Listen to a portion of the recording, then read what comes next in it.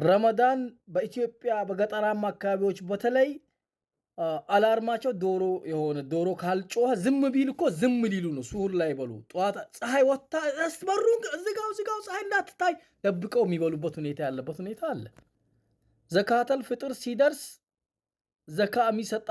ዘካተል ፍጥር የሚሰጣቸው ሰዎች በየአካባቢው እከሌ ጋር እኮ ብዙ ይሰጣሉ፣ ያሳንሳሉ፣ ያበዛሉ አይነት የሚባልበት ሁኔታ አለም። ዘካተል ፍጥር ራሱን የቻለ ኪሎ ወይም ደግሞ ቁና በሚባለው ነው።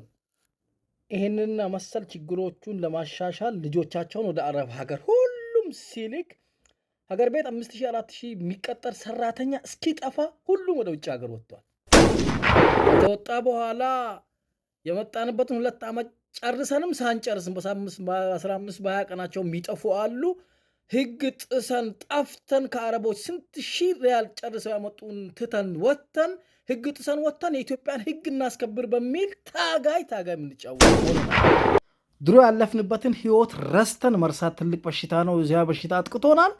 ያንን ችግር እናቶቻችንን መርሳት ብቻ ሳይሆን አሁን በእጃችን ስልክ ስለያዝን ብቻ እናቶቻችን፣ እህቶቻችን፣ ወንድሞቻችን ቢሰሙት ምን ይሉናል የሚለውን ራሱ እስከ መርሳት ደርሰናል።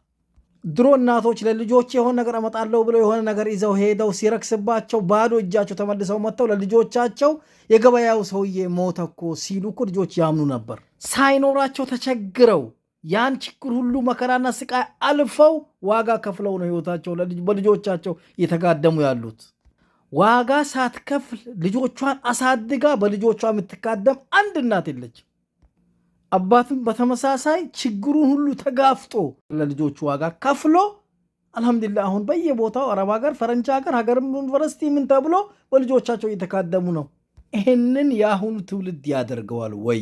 የዛሬን እንጂ የነገን አስበን እናውቃለን? አብረህ ተሰደህ ስታበቃ ሀገር እንዲህ ነበርኩ እንዲያነን የሚል የሀገሩን ይተነትናል። አሁን ያለበት ሀገር የአባት መሬት ሳይሆን እኩል የምታርስበት እኩል የምታገኝበት ደሞዝም ሆነ ንግድ የድሮ ኖሯቸውን የድሮ መሬታቸውን የድሮ ኖሯቸውን ሂሳብ ሲሰሩ ሲቀንሱ ሲያበዙ ራሳቸውን ሰማይ ሰቅለው ቁጭ ብለው ሲጨሱ ያሉበት ሁኔታ ነው።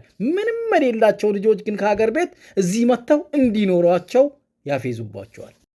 ካበደው ሊያብድ የተዘጋጀው ይበልጣል ይባላል። ወደ ውጭ ሀገር ከወጣው ሊወጣ በየመስሪያ ቤቱ በየኤጀንሲው በየመስሪያ ቤቱ ሰልፍ የያዘው ሰው ይበልጣል። ሀገሪቷ ባዶ እስክትሆን ድረስ ሁሉም ወደ ውጭ ሲወጣ ትንሽ አቅም ያላቸው የሚባሉ ሰዎች ሰራተኛ አጥተው ገበሬ ግብርና የሚያርስ ጠፍቶ አባቶች እየተሰቃዩ ነው። ለነገሩ ሰራተኛ መቅጠር ሳይችሉ ዝም ብለው ለጉራ የሚቀጥሩም አሉ። ስራ በተለይ በጣም ብር የሌላችሁ ሰዎች ስሩ፣ ወይም ደግሞ ስራ ልትሄዱ ልጆቻችሁን ሚይዝ ስታጡ ምናልባት እንጂ ስራ ትስራ። እያንዳንዷ ፋሽን ሆኗል እኮ ሰራተኛ መቅጠር ሲጀመር። ደግ አደረጉ። እንደው 4000 5000 ብር ደሞዝተኛ ሰራተኛ የሚቀጠር እየጠፋ ነው በሁሉም ከተማ። ድሮ በ500 እና በ1000 ብር እንዳልተቀጠረ ሁሉ አሁን በ5000 ብር የለም። የሚገርማችሁ መጨረሻ አካባቢ ከሳውዲ ከዱባይ ያሉ ሰራተኞች ሀገር ሄደው እስኪቀጠሩ ሰራተኛ እየጠፋ ነው በኢትዮጵያ ምድር።